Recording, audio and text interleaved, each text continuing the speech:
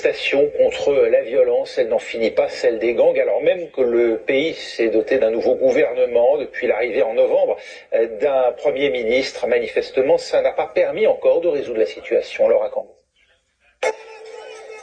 Dans les rues de Port-au-Prince, ce manifestant crie sa colère face à la montée de l'insécurité et l'emprise des gangs.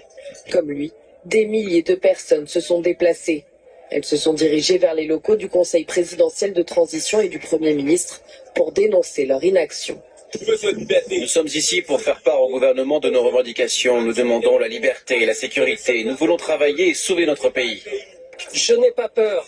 Rien ne me fera peur. Aujourd'hui, le peuple haïtien se battra pour être libre.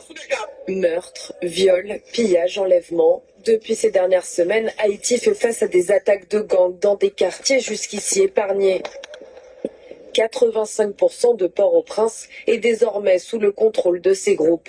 Lundi, ces bandes criminelles ont même attaqué une prison à 50 km de la capitale et libéré plus de 500 détenus.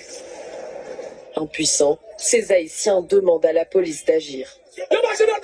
Vous devez faire un coup d'État, la population sera de votre côté, vous devriez être de notre côté. Les récentes violences ont forcé plus de 60 000 personnes à fuir leur domicile en un seul mois, selon les Nations Unies. Une situation déplorée par la France, à la tête de la présidence tournante du Conseil de sécurité. Nous sommes extrêmement préoccupés par ce qui se passe en Haïti. Nous souhaitons que l'ONU soit en mesure d'y déployer une mission capable de travailler efficacement et en toute sécurité. Et cela signifie clairement un financement. Et nous avons besoin de fonds pour cette opération.